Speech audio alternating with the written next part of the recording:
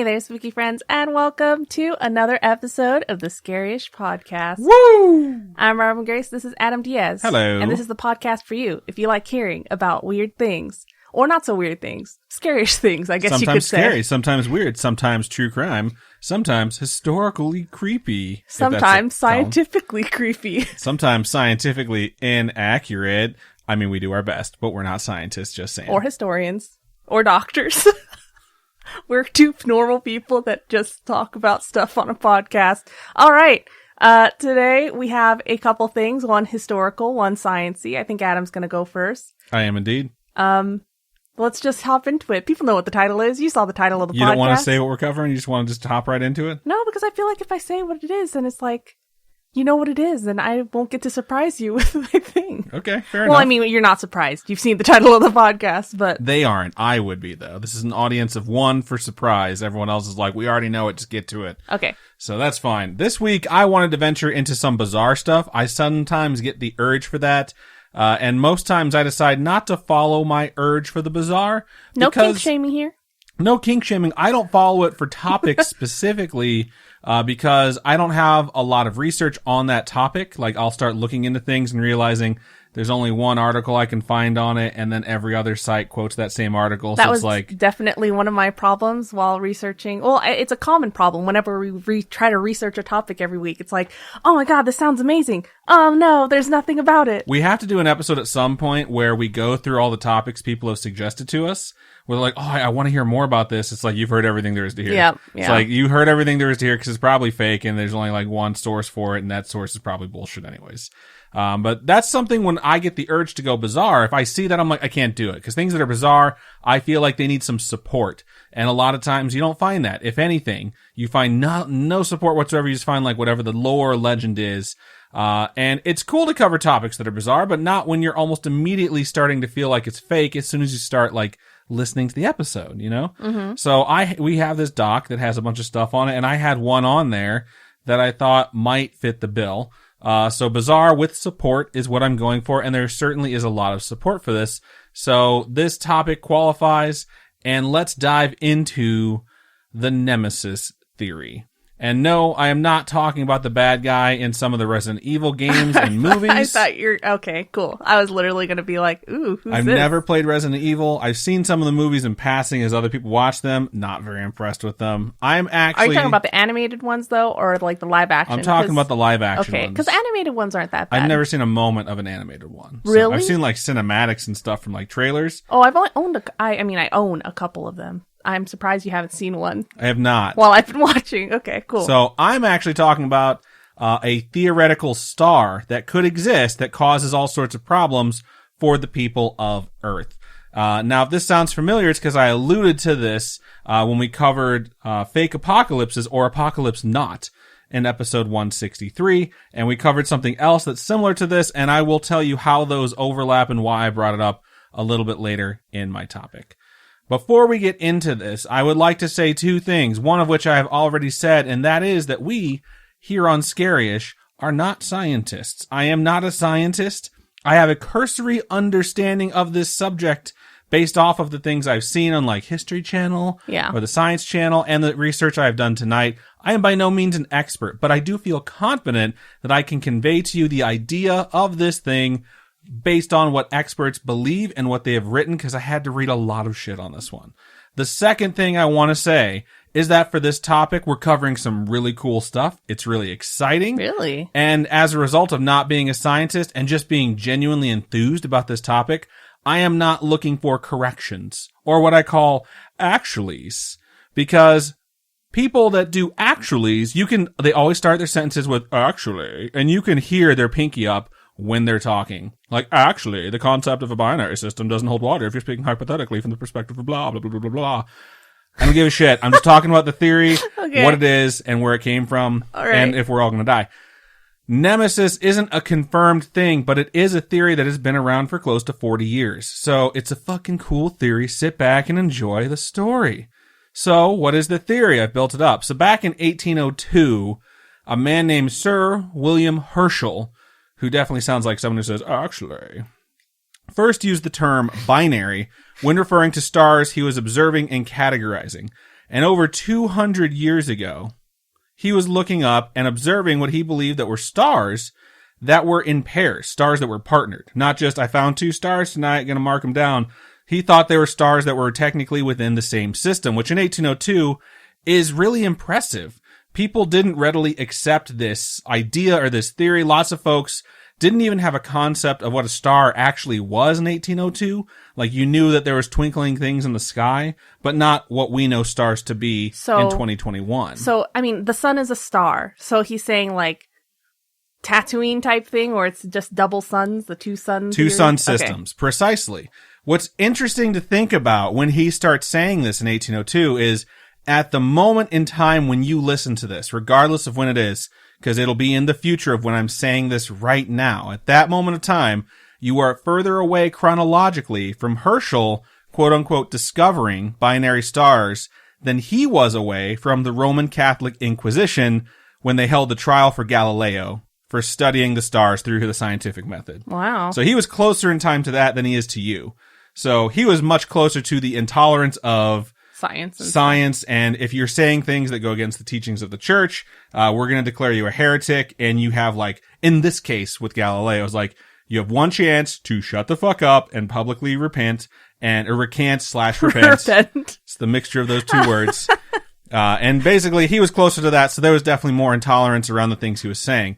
The world as a whole was still warming up to the idea of astronomy. And as time marched forward, more and more folks accepted what binary stars were.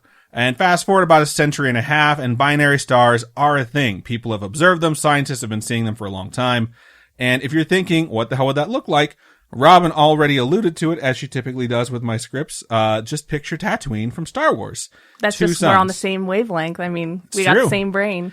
If you want more things based in realism, check out our Instagram or our Facebook. There's going to be multiple pictures up there of binary star systems and some of the things I'll talk about later when it comes to the theory of why this might be happening.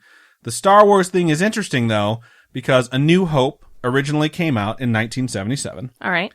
And that's when the Nemesis Theory's origins date back to. So in 1977, a UC Berkeley geologist named Walter Alvarez was collecting samples of limestone in Italy specifically for something not Nemesis related. You had something you wanted to say. I was just like, okay, 1977. But I just was thinking in my head, because the binary star system thing was way back in the day, but this particular theory is Nemesis Theory. So it's very specific to one thing. Correct. Okay, cool. All right. So limestone in the region of Italy, the reason he's in Italy is because it's very special because you can read back so incredibly far using samples of that limestone. There's other places in the world where you can take samples of limestone and read back literally hundreds of millions of years. So you can go back and say, like, the formation of rock and the layers within the limestone show you sort of the things that were happening around a specific time period. So they study, like, different eras, including the era in which the dinosaurs were alive, to see what the world was like at that time. Because significant impacts to the atmosphere reflect in things like the layer of rock. So he brings the sample back and he notices some irregularities. He takes it to his father and talks about what he had found and how he's not exactly sure how to interpret it. And the results seem odd, and his dad, which is Luis Alvarez, suggests that he find new ways to examine the sample and different ways that he could basically analyze it that could give him information he could pull from it, rather than trying to look for the conclusion you were searching for, see what the science gives you, and go from there, which is what's called good science. It's not shocking that his dad had this idea because he was definitely qualified. Luis Alvarez had won the Nobel Prize in Physics in 1968. So it's a family of essential geniuses. If you want to know what he won the Nobel Prize for in Physics in 1968, I'll rattle it off really fast and you can say, damn, he sounds smart. He developed the hydrogen bubble chamber, which enabled the discovery of resonance states in particle physics. Okay. So yeah, that's what he did. It's pretty fucking awesome. Stuff Definitely I don't very smart. understand. Precisely. So a very long story short of all this research that goes into these different ways to study the sample, the levels they had discovered had shown them more than what they had been looking for. In particular, there was a fuck ton of iridium in certain layers around every 26 to 30 million years. Now, iridium is not often found near the surfaces of the planet. There's certain places in the United States. There's certain places in the world where you can find more iridium than others. One of them is actually Alaska. So yes, the United States counts. There's only 2 or 3 places where there's above average levels, but the levels they were finding in these samples were like astronomically high. Is that like a radioactive thing? No, iridium's not radioactive, but it's definitely not something that's typically seen.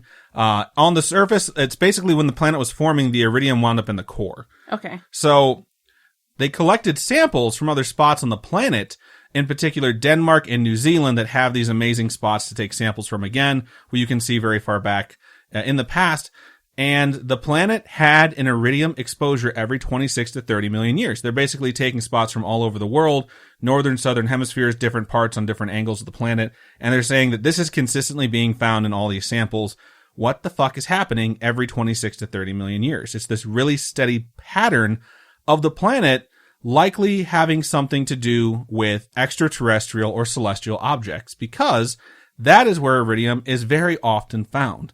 We've studied a lot of comets. We've studied a lot of samples. Not all of them have significant amounts of iridium, but some of them have, I keep wanting to say astronomical because it's the topic, but some of them have very, very high amounts of iridium. And on top of that, if there's a severe impact, like the one that killed the dinosaurs, it would spread, right? It just sprays it everywhere. Exactly. So what they're basically looking at is every 26 to 30 million years, these events are taking place that look like they're very likely to be comets or asteroids striking the planet in increased numbers. And these events were also causing mass extinctions. And like the dinosaur extinction that everyone knows about, and other mass extinctions with far less press because these super cool animals didn't die. But there is basically a very steady flow in the study where you can see the massive population of the planet, not just of one specific species, die off very, very quickly. And they line up with this 26 to 30 million year pattern as well. One of these mass extinctions killed off 95% of all life on Earth, including the oceans, which is fucking nuts. Like, life on Earth almost ceased to exist entirely. Wow. Which is just kind of unfathomable to think about, because you think like, well, if there was going to be a great flood, all the fish would be like, yeah, we're cool, you know? Yeah. There's certain things where certain animals are going to be okay. But these mass extinctions kept happening, and then they're also seeing this level of iridium spike around the exact same times. So they gathered up all this evidence, and then they released it to the scientific community, basically saying, how is this happening so regularly going back 250 million years? And the scientific community were all very intrigued and began to theorize on that exact question, because the research that had been put out there was very well done. They realized we have to figure out what is the cause rather than disprove the findings, which happens sometimes with bad science. So when this hits the field, everyone's trying to figure out what could be happening. Now, in 1984, 7 years after the samples had been collected, a theory was published in Nature magazine. Astrophysicist Richard Muller, astronomer Mark Davis, and astronomer Piet Hut, no relation to Pizza Hut or Jabba the Hutt. Oh my god. Had developed a theory called Nemesis. This theory states that our sun, also known as the sun, was actually a binary star, was a star that's part of a 2-star system. And its partner star, nicknamed Nemesis, was theorized to be a red dwarf. Red dwarfs are the most common of all stars in the solar system. I think they make up 75% of all stars. Existed somewhere out there, which would be about 1/3 the size of the sun and 1/1000th as bright, making it very difficult to discover. Its orbit would take it far away from the sun and the sun's solar system, and then eventually it would come back, and at its closest point to the sun, called its perihelion. Okay. You guessed it, it would come back every 26 to 30 million years. And this is why these mass extinction events were occurring with that level of frequency. And the science they put into this theory wasn't just, wouldn't this be a cool idea? There was a ton of evidence they put into it. Essentially, the theory suggested that the point in which it would be closest to our sun would put it about a half light year away, which is about 6 trillion miles. So it sounds far when you think of it that way, but when you're thinking of it in terms of space, being half a light year away is extremely close, especially for 2 suns. This is why it's really important that they put in something that said it's going to be about a half a light year away, okay? So think of the solar system. Just think of it like we learned it in 3rd grade or whenever you learned it, you know? The sun's in the middle. Pluto was a planet. Pluto was still a planet when I learned it, exactly. So the sun's in the middle, and then the planets go out of it. You know, Right. my very educated mother just served us 9 pizzas. Pluto's Wait, still a planet. what? to me. What That's is what we that? learned. Mercury, Venus, Earth, Jupiter, Saturn, Uranus, Neptune, Pluto. I'm pretty sure that's it. I might have skipped one, I wouldn't know. but that's what we figured out. I'm like, I've never heard of that, like, what is it? Anagram? Yeah, I've never heard of that before. What'd you hear? How'd you learn it? I don't know what the planets are. I just know Pluto's last. Wow. That sucks. I just know there's a planet between us and the sun. So how far away do you think we are? In order of like, what number planet away from the sun are we? Aren't we like second or third? You're going to have to pick one for this one. We're second. Okay, I would like to now remind you of Joseph Gordon-Levitt's television show where he played an alien. Do you remember the name of it? Oh, third rock from the sun. Got it. Okay. I'm telling you, dude, they didn't really teach us about the planets and stuff like that when I was going to school. Only like 3.5 years apart. Man. I don't know. Seriously, we didn't learn about that. They just decided to get rid of that along with cursive. Yeah. They don't fucking need it. Well, whatever. yeah, they decided to do that and then get rid of Pluto altogether. Wow. So anyways, just think of the sun and then the planets. And that's what everyone's pretty much familiar with. All right. Then outside the planets, like if you're just looking at it like a flat plane, you know, you see the sun, the planets, then outside the planets, you have what's called the Kuiper Belt, which is essentially just like the asteroid belt. It's again on the plane. So it's still like not really ranging too high, too low. So it's pretty steady. So this could stay on your normal graph if you wanted to, just put an extra asteroid belt in there. All right. And it's filled with rock, ice, comets, some dwarf planets, and cigarette butts. I read that cigarette butts are the most common form of trash on the planet, which is really, really sad to think about. So I just imagine they're out there too. Once you get past the Kuiper Belt, you have what's known as the Oort Cloud. The Oort Cloud is very significant. So the planets are all in that plane, right? Like you could have a 2D model of the planets in the Kuiper Belt. Yeah. The Oort Belt is a sphere. It's no longer on the plane. It's 3-dimensional, which space is, so that's not shocking. So you remember Men in Black, the movie Men in Black? Yeah. Okay, so Everyone's seen Men in Black. I think everyone has, and this isn't going to be spoilers, Everyone knows but the song, too. you know how all the solar systems are marbles? The galaxies are all marbles, Yep. the whole concept of that? Yeah. That's kind of what the Oort Cloud is. The Oort Cloud is like the marble around our solar system, which includes the Kuiper Belt and then the solar system, and it would look very similar. The Oort Cloud is a sphere of space debris as well, so the same shit that kind of makes up the Kuiper Belt. So that's essentially what I want you to picture when you think of this. You know, you have your marble and then you have your solar system inside of it. So why am I bringing this up? Because the Nemesis theory and the projected distance they gave of half a light year away means that this star would have to pass through the Oort Cloud, which is 3 light years away. So having a star go through what is essentially a 3-dimensional asteroid belt means it would crash through all this shit. Anything it came into contact with would be vaporized, essentially. Anything it doesn't come into contact with, it's going to drag along in its wake because it has a gravitational pull. I was going to say, does it have its own gravity? Yeah, well, it's a star, so it does. Absolutely. Yeah.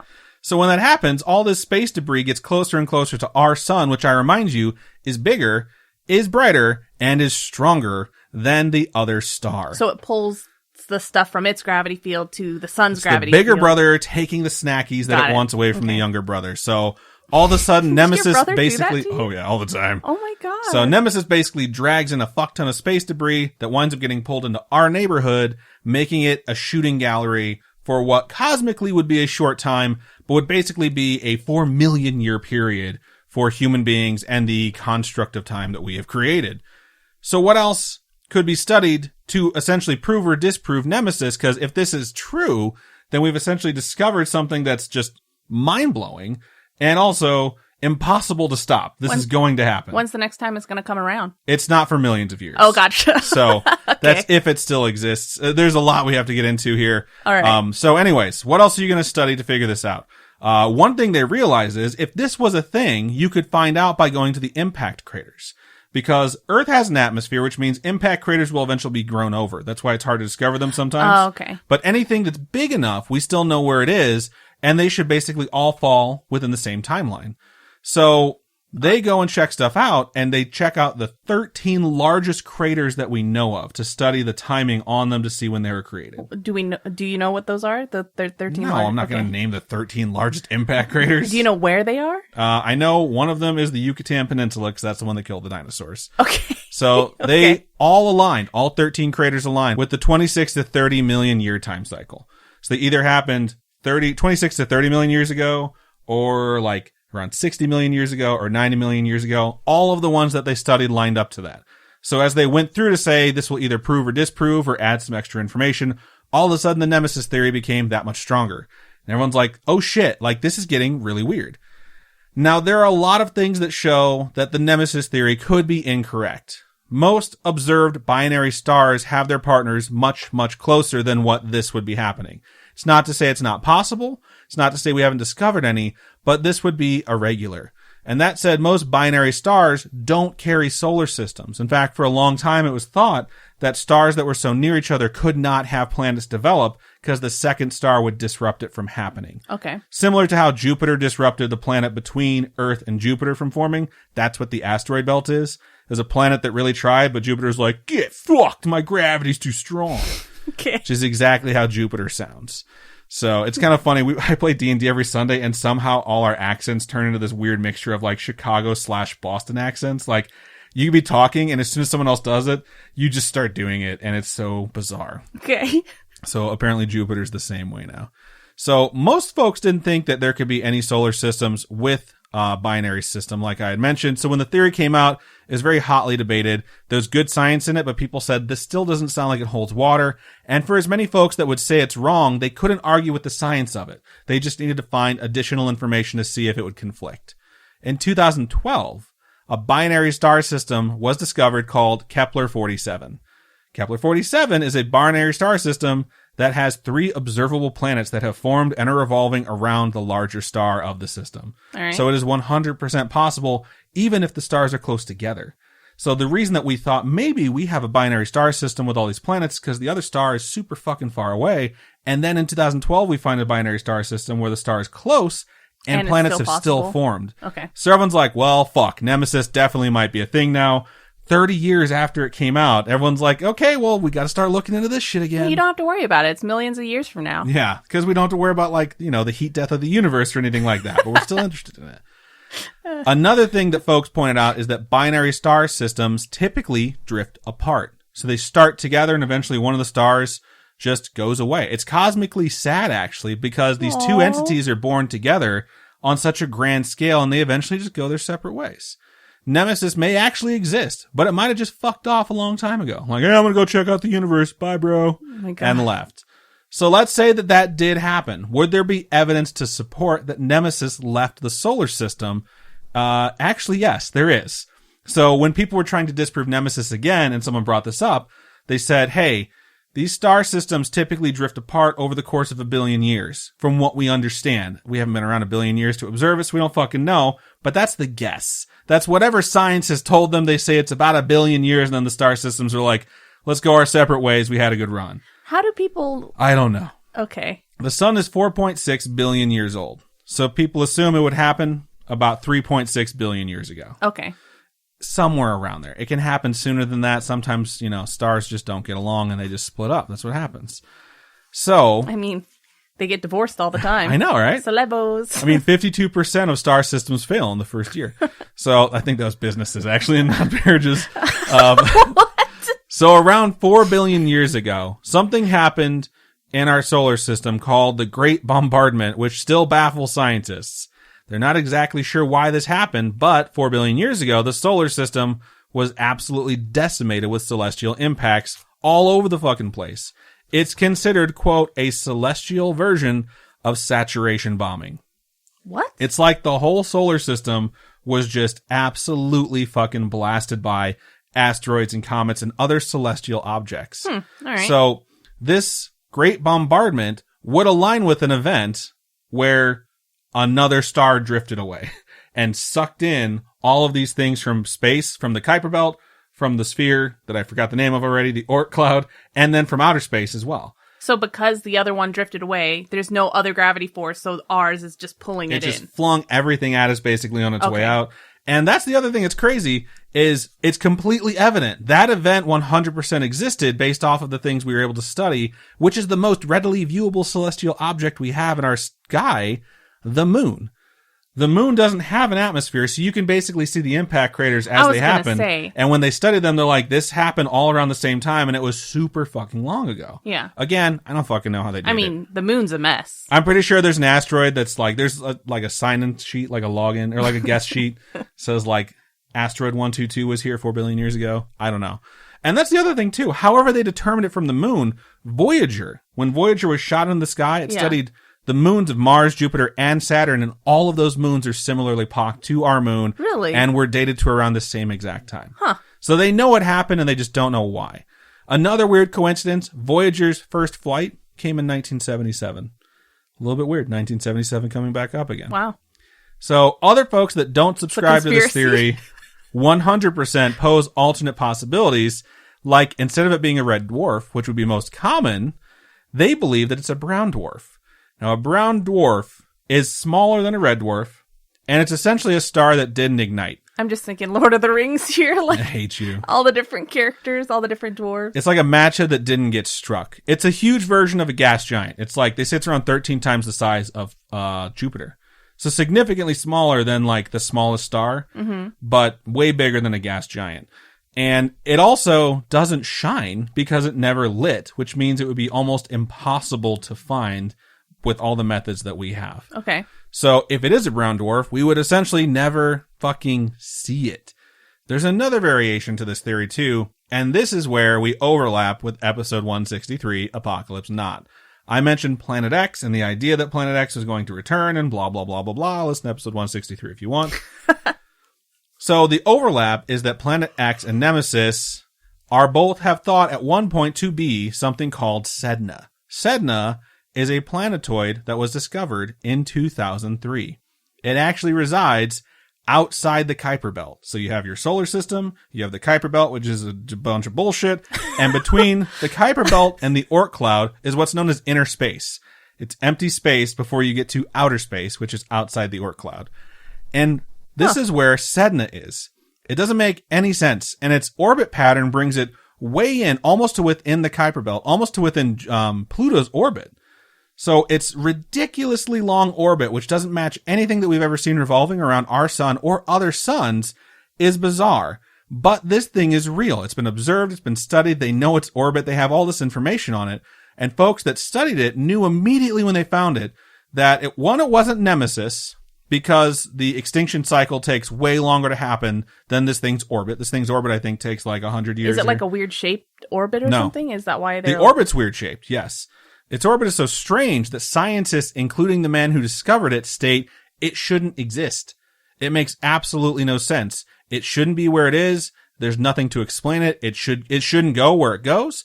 It's basically never close enough to the sun where the sun would affect it.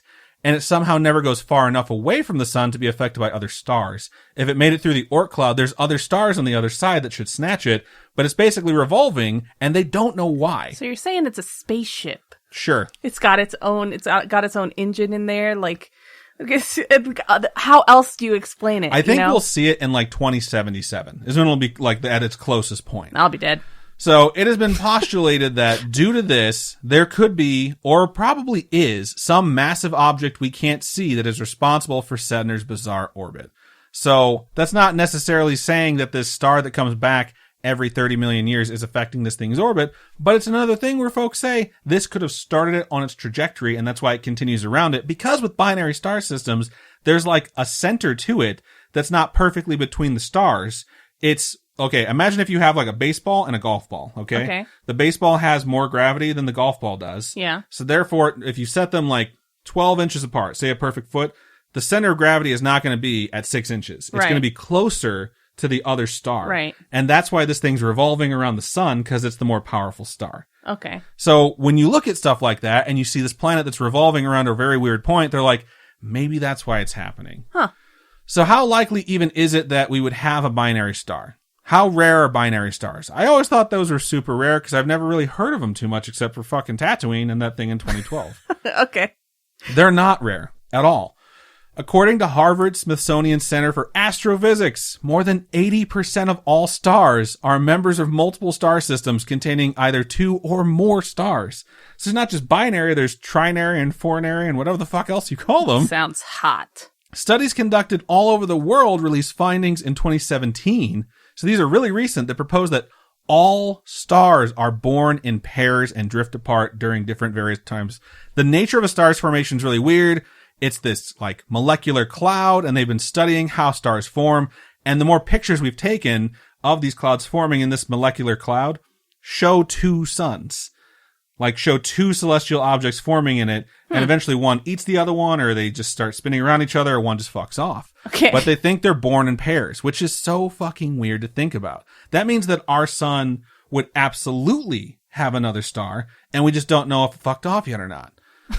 Okay. A sky survey that was done in infrared, that was conducted in 2011, is able to detect brown dwarfs up to 10 light years away. And they said when they were releasing this huge thing they were going to do, if Nemesis exists, we'll see it. And so they started it. They did this for a full year. When the results came back, they stated, we did not find Nemesis. It probably doesn't exist based off of these findings. It couldn't be more than 10 light years away if it did exist.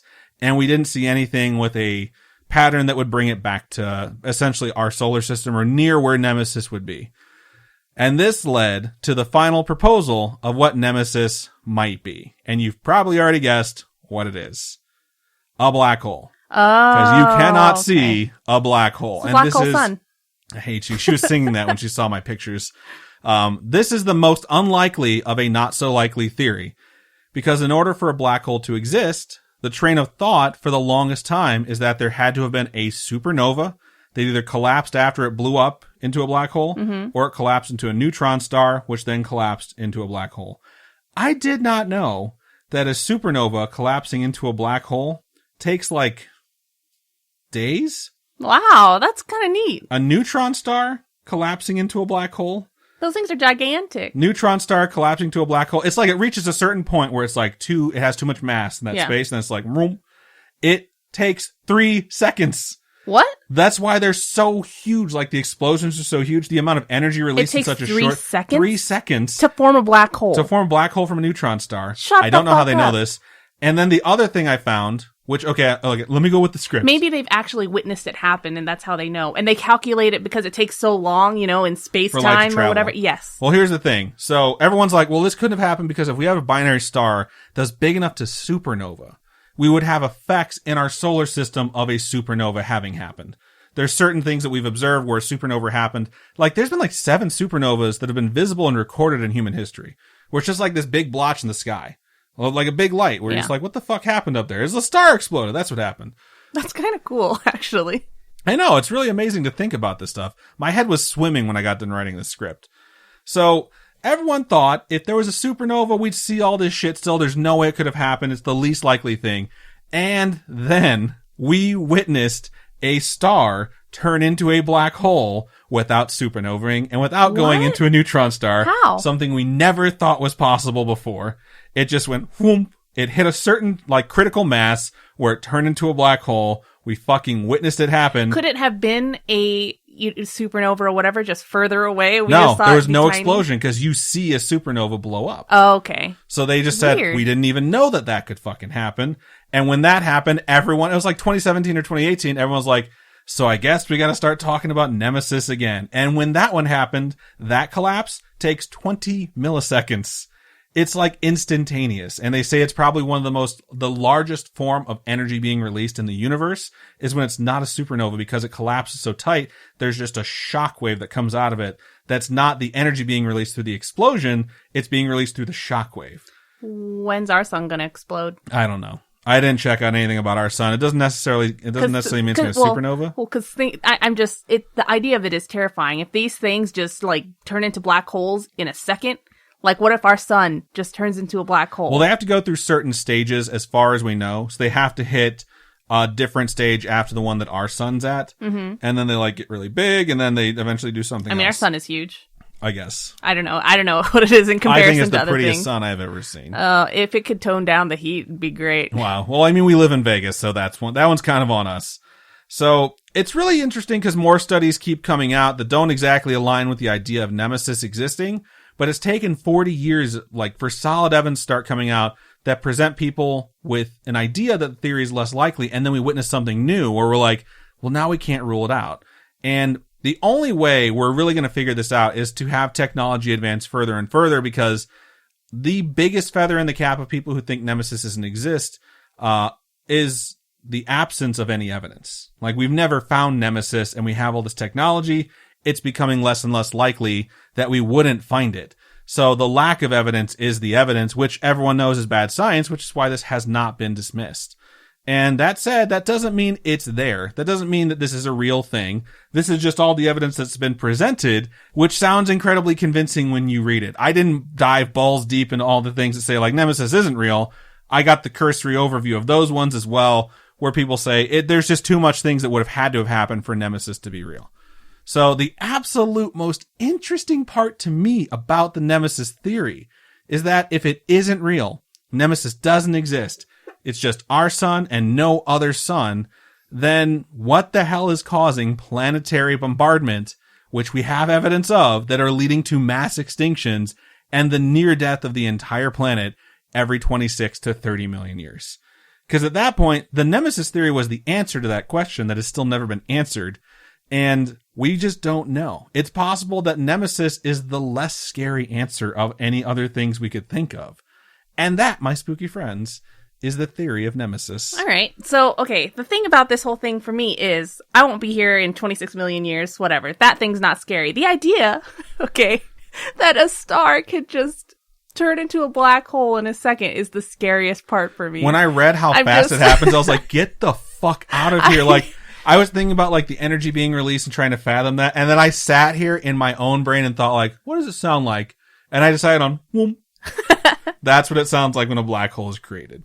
I just, knowing that we're so close to the sun, you know, it kind of freaks me out because it will be sucked in a sec. There's you know? so much interesting things when you start researching, like the solar system and astronomy.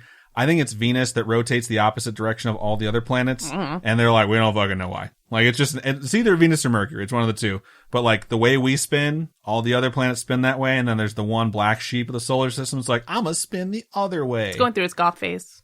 It must be. So, and there's just so much stuff that I didn't know that other countries have done because it's not publicized as heavily in the United States. Like, I've always thought that Venus was like a little gas cloud, but it has a fucking surface. And we have pictures of Venus's surface because Russians landed a probe on Venus's surface. I thought Jupiter was the gas one. It's a gas giant, but I thought Venus was a gas like mini. Oh, okay. But they sent back pictures from that probe before the probe melted on the surface in what? like 6 minutes. Because they were just like, oh, it's way too fucking uninhabitable. Oh, is it hot? It's also hot? very close to the sun. So okay. See, I don't know. My very educated Mercury, Venus, Earth. Okay. God, we're gonna. I don't know the planets. The whiteboard. You're gonna graduate soon. You don't know the planets. I'm not graduating in science. All right. What are you getting again? A Bachelor of Arts? No. A Bachelor of Science. Yeah. Okay, but I'm not a scientist. I'm not going to have like a fucking MD or PhD. I'm just not going to be smart. Okay. It's just, we'll see how it goes. But yeah, no, that's cool. I think a lot of things about space are really terrifying. I agree. Because we really don't know anything about what's out there. It's really or crazy when to think things are going to happen. That another star could just pop back up and we would see something in the sky and be like, huh, I wonder if that's an asteroid or a comet. Now we're dead. And then it's like, and the other thing is like a year or two ago, we had a celestial object enter our solar system. And they're like, I know, everyone was terrified, it's the right? first ever object to enter our solar system from outer space.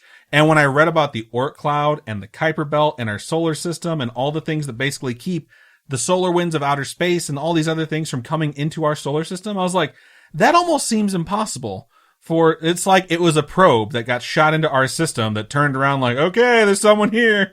Like, we're fucking leaving now. And then a bunch of scientists I was reading about all said like, it's most likely that came from a different civilization that figured out how to send probes deep into outer space. Really? Yeah, there's a bunch of people who think that it was 100% extraterrestrial in origin, that it wasn't just a celestial object, that it was something sent on like an actual orbit to come through our solar system, because it's never happened before. We've never seen something like that because it since was we've been able to incredibly observe close, it. right? Well, it's like, it wasn't close, like necessarily, but it was in our fucking solar system. It was like by Jupiter, I think. So it's like, it was close enough where they're like, one, that it's never happened before, and two, like, it was close enough where it's cause for concern, you know, where it's just like, we don't know why the fuck that thing broke through the Oort Cloud or the Kuiper Belt when they're both just like, basically piles of fucking junk in the universe. Do you think it launched a couple mini ships off and that's like, it's aliens coming to abduct people or whatever? I think we would have seen mini ships. Do you? What if you just come up with the weirdest shit with no evidence whatsoever? I just have a big imagination. All right, cool. Thanks. All right, before we move into Robin's topic, we're going to take a quick commercial break.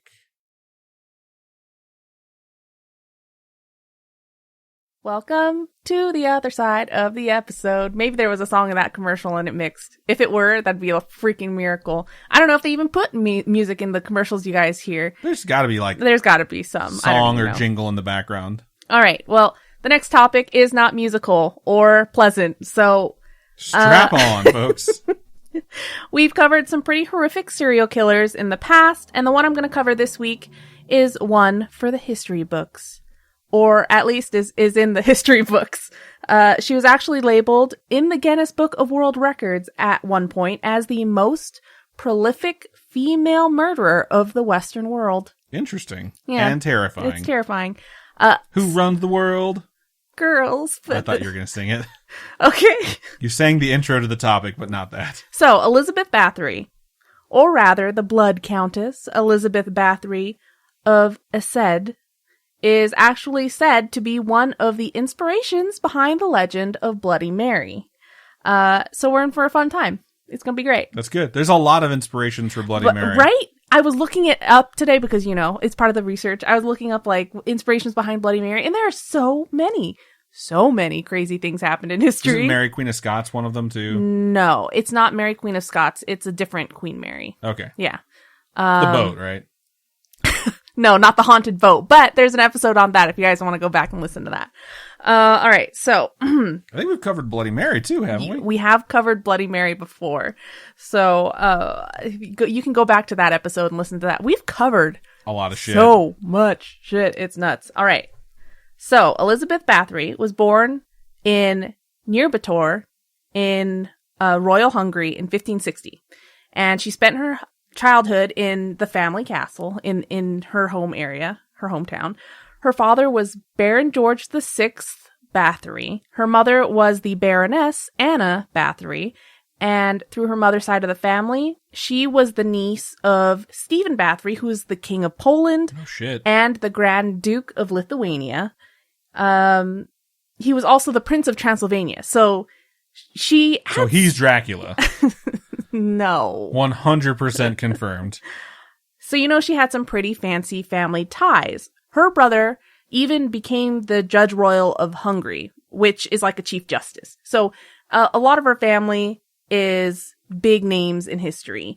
She was obviously born very privileged, and her family just controlled Transylvania. That's just how she grew up. You know, she grew up in royalty. Everything she knew was that's her whole life revolved around being around royalty and controlling, governing, doing all that stuff. The thing with keeping royalty in the family, keeping the bloodline royal, you know, is that there's inbreeding. And as many of us probably know, inbreeding does lead to medical issues and birth defects and things like that.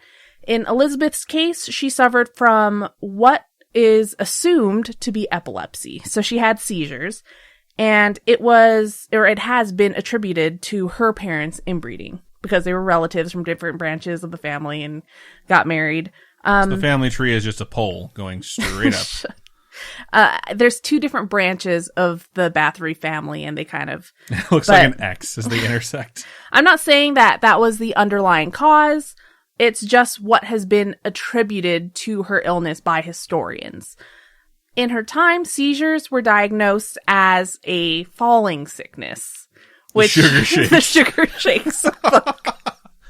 God, no. So it was diagnosed as a falling illness because they don't know how what we name things now. They don't know that it's seizures or what causes these seizures or anything like this. So to treat this, they would rub the blood of a non-sufferer onto the lips of the sufferer. Fucking gross. And this probably plays a part in her actions as she got older.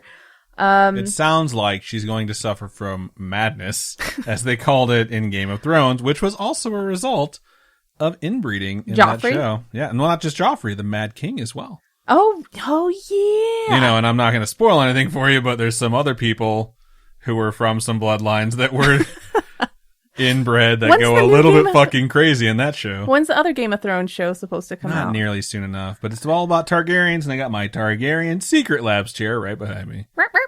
All right. I don't know what sound that was. That's the Secret Lab sound. No, that was just me being like, all right, let's move on. Okay. So she was engaged at the age of 10, which weird, but for that time, I'm sure wasn't that weird. Her fiance was the son of a baron, leading many to believe that it was probably a political arrangement, right. You know, an arranged marriage type thing. He was marrying up in this case. So she kept her name and he took her name, which I think is pretty progressive. People don't do that. They sincerely used to do that. If you married into a family that was higher than you, you would take their name. You would take that name. Yeah. It was whatever family was most powerful, you became one of them. So what are we doing? I plan on just changing my name and moving to fucking Mexico. I don't know what you're doing. Okay. So they married when she was 15. So 5-year engagement, pretty cool. But 15 years old, still pretty weird. I don't think I had the skill set at the age of 15 to get married. Fuck if I seriously though, all teenagers are like, I don't need you anymore. I love him. So essentially this was just people at that age being married where they were like, all right, fucking figure it out then.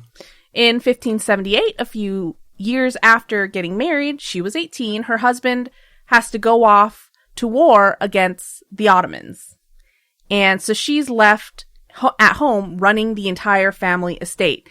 Again, at 18, my life was a shit show.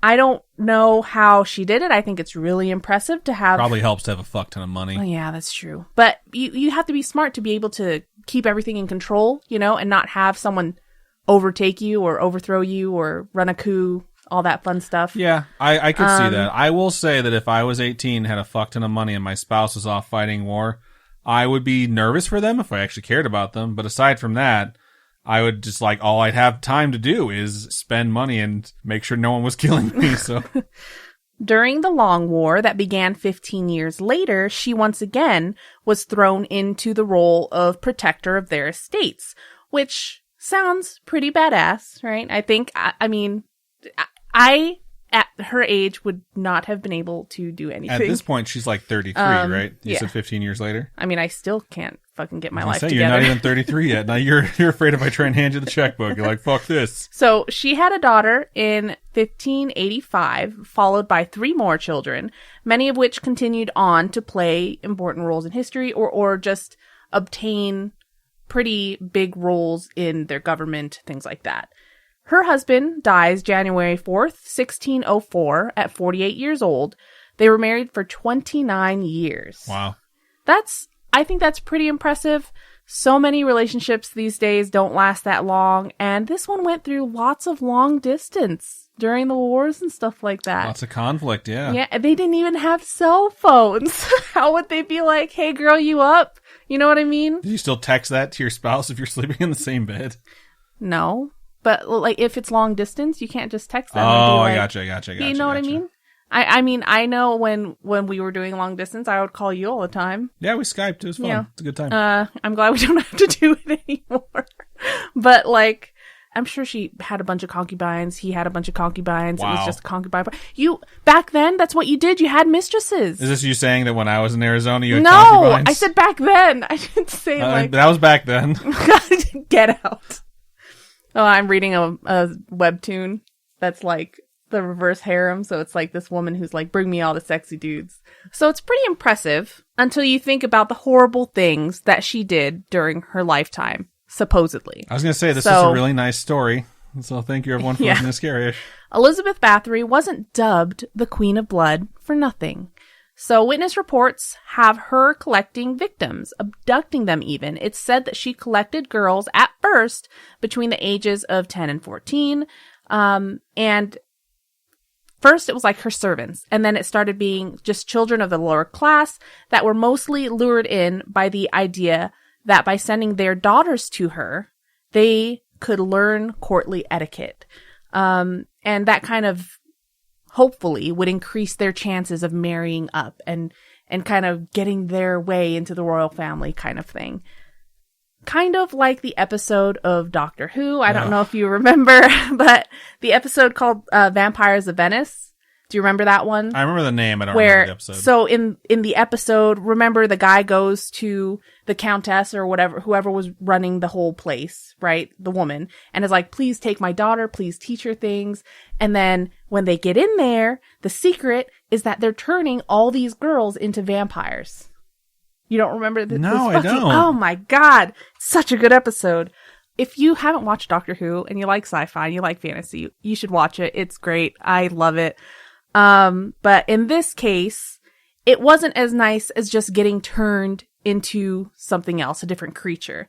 These girls that ended up in the hands of Bathory experienced severe beatings or mutilation.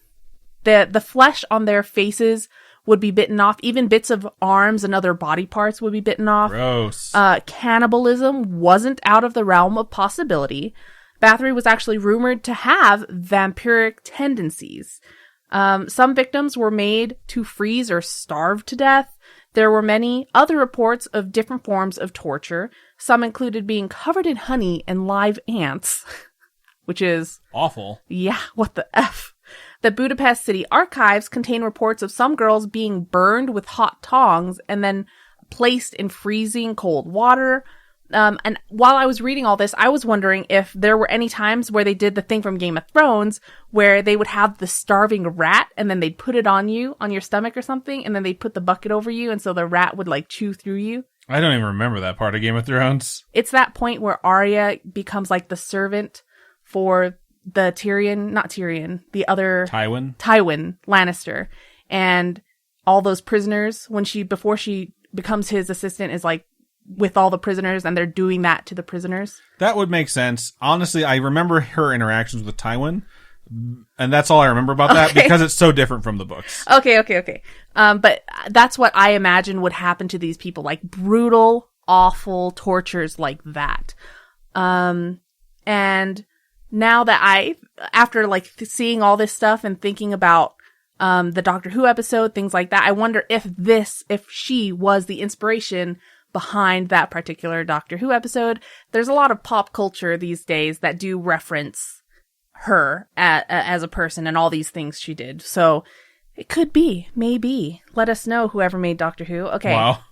Stephen Moffat's going to text us tomorrow morning. Oh my God, that'd be amazing. David Tennant, if you listen, I love you. Okay. There are reports from family members that have had relatives die in the charge of Bathory. So they would send their daughters there and they never came back.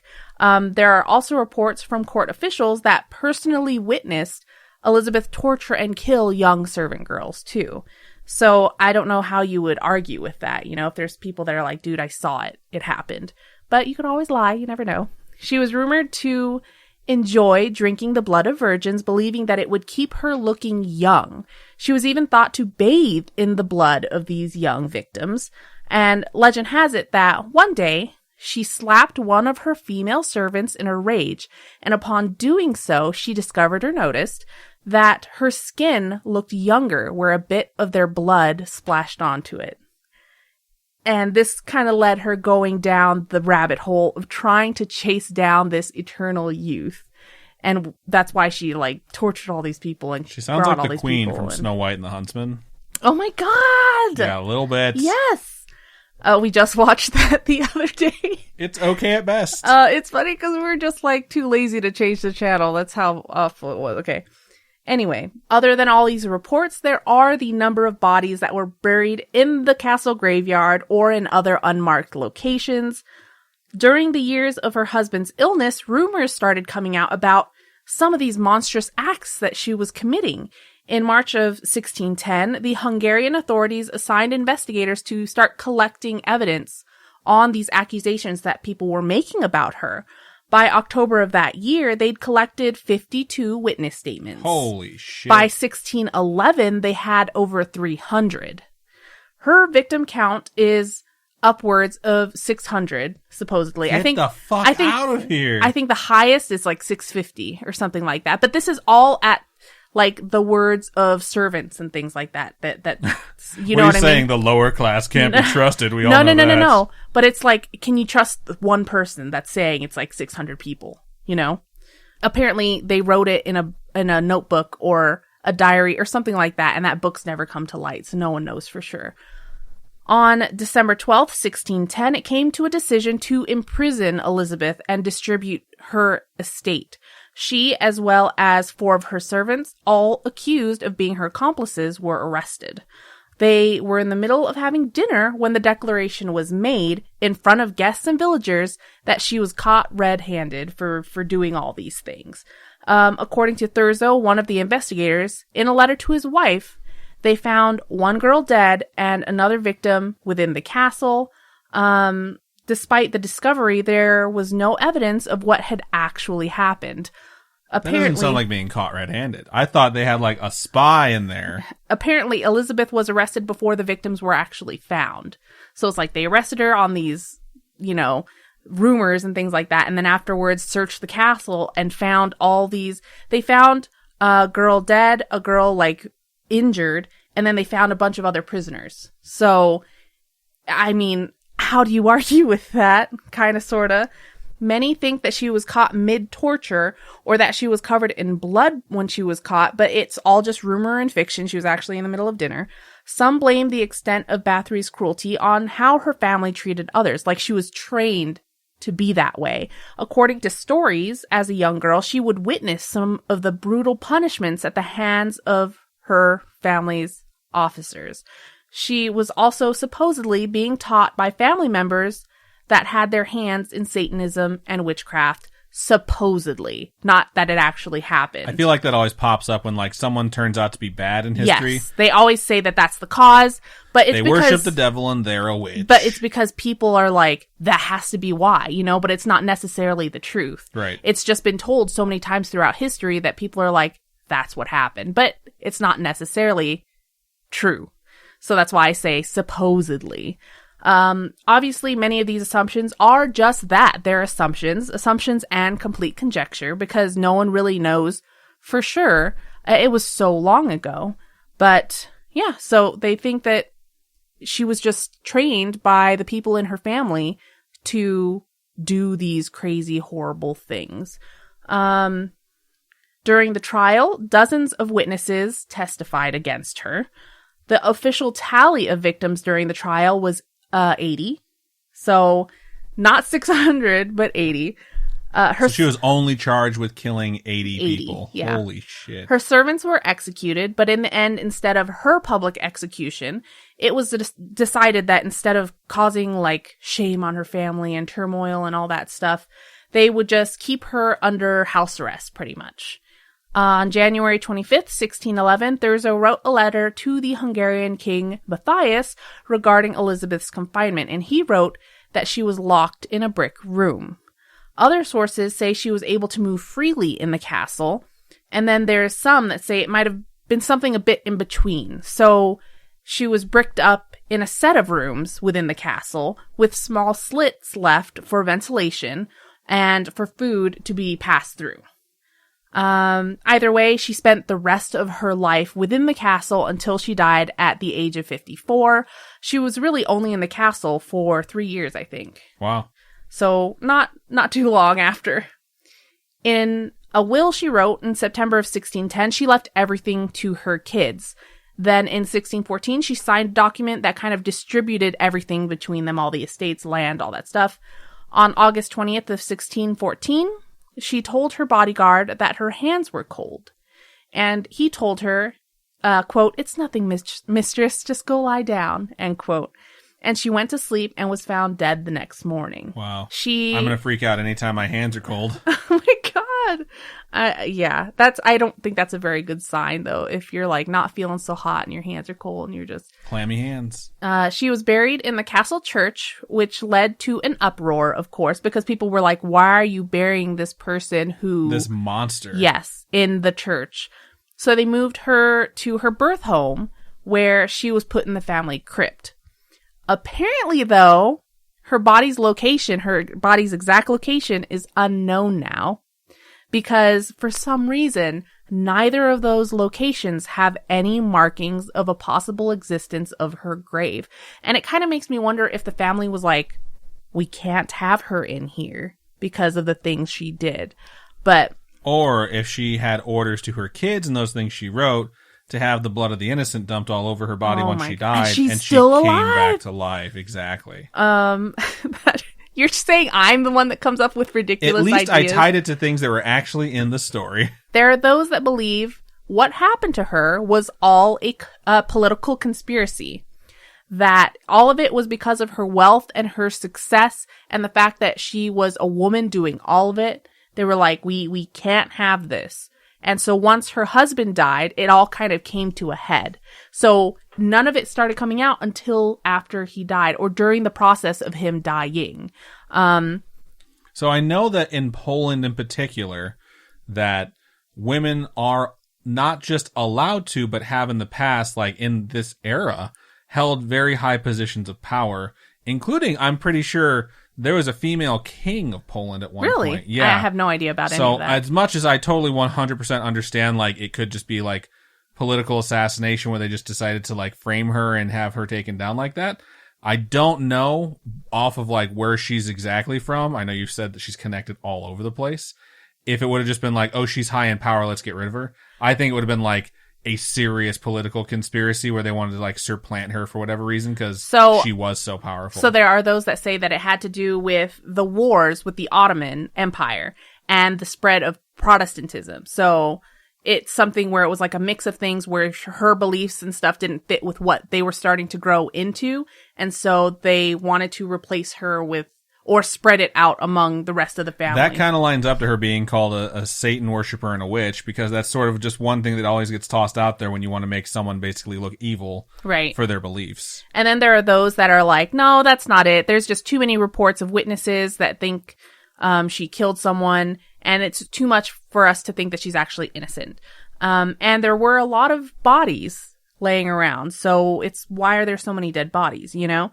But maybe it was like her being wrongfully blamed for these victims to disgrace her and kind of pull her out of that power.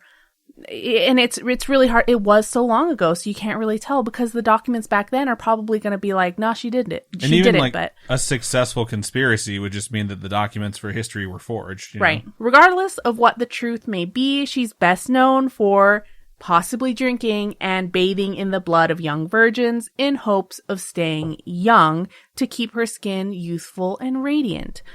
Having been thought of being like along the lines of Vlad the Impaler, it's probably something that will be connected with who she is for centuries to come. And I think Vlad the Impaler actually came around like 1800s. She is from 1600s, so it's, I don't know. But if we're still thinking of him as like a vampire, she's probably still going to, you know what I mean? It's going to be forever. We're going to have to cover him at some point too, because he was fucking nuts. I covered the castle, I think. His castle or something like that. So I touched on him a tiny bit, I think. But we maybe have to do a whole episode. I'm not sure how much I covered when I did the whole Romania thing. So I will see. But that's the topic of Elizabeth Bathory. It's weird to think that with a character that's just, I guess, I mean, she's a real person. A character of history, who is just so, like, revered for being such a horrific person, that it also could be complete bullshit, and it could be a political conspiracy that was just really successful. I had no idea that it could have possibly been a conspiracy at all. You just, because when you hear it in passing, you're like, oh man, it's fucked up. Because you see those articles that you scroll through and just like, Elizabeth Bathory, the Bloody Queen, or whatever, or Blood Countess is what I keep seeing a lot of. And you don't really see how it could possibly be a frame job. Right. So It's just everyone loves a good story. Like someone sent over a topic suggestion for the Muffin Man, who was supposed to be a serial killer who were like lured people into his shop and blah, blah, blah, blah, blah. And it was all bullshit. It was just something that someone had created like 3 years ago by taking a picture, which is like dated to a completely different era that wouldn't have existed at the time period that the Muffin Man supposedly existed. And when you do background information, they're all quoting the same site, which is a satire site. And I was just like, I cannot fucking believe how widespread this thing has become just because people thought it was interesting. They ignore the fact that it's fake. So it's hard to tell like what's going to happen in 600 years when some podcast with people having their holograms are talking about the Muffin Man as if he was actually real because someone made it up in 2020. I hate you so much. All right. So yeah, that's our topics today. Hopefully you folks enjoyed them. They were fun to tell you. And if you've made it this far in the episode, we sincerely thank you. If you folks want to send your stories to us, Adam, how can they send their stories? You can email storytime@scaryish.com, or you can go to our website, scaryish.com, and click on Contact Us.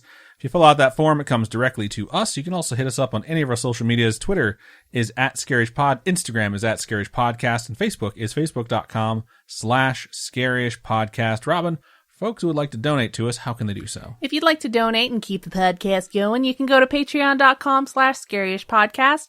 Those are monthly donations. We have a whole slew of different tiers on there. And there is a merch tier on there as well. $1 gets you ad-free episodes. If you hate ads, that's the place to go to. This season we have Nessie as the theme. So lots of Loch Ness Monsters charms have been going out. I only have 4 more slots. 4 more slots for Nessie charms this month or this season. And then after that, they're gone. So yeah, hit that up. And if you're not into the whole monthly tier thing, you can do one-time donations if you go to ko-fi.com/scaryish podcast. All your donations go to helping us upgrade our studio setup. We always just keep reinvesting in the show, which I think is absolutely great. And we just thank you guys for making this happen, really. Indeed. So good stuff. And as Robin said, we do like to reinvest into the podcast, and we recently reinvested into the podcast for some new merch that we'll be able to make ourselves. Yes. Oh my God. So I got a mug press, and I'm going to start trying to make mugs myself. And hopefully you folks will like that because I can actually like personalize them, and I'm really, really, really excited to do silly things on these dumb cups. Oh my God. Hopefully you guys think it's really funny when you folks see how awful they're going to be, but we'll see. It'll be fun. And, yeah, so we really reinvest back into everything and want you guys to have fun with us because really this whole podcast thing has been a fun adventure. So indeed. So, stay tuned for more information on that. And, we'll be recording the Pasta Time episode number 3, I think. Live at 6... Is it pasta time this week? Yeah. Oh, shit. 6:30 p.m. Pacific time at youtube.com/Scaryish and twitch.tv/Scaryish podcast. And this week we're going to cover SCPs. So I forgot about that too. Tune in. I'm pretty excited to do it. I really like SCPs, and we hope you do as well. That's everything we have for this episode number 170 of Scaryish. So Robin, go ahead and sign us out. Keep on creeping on, and we'll talk to you guys later. Bye-bye.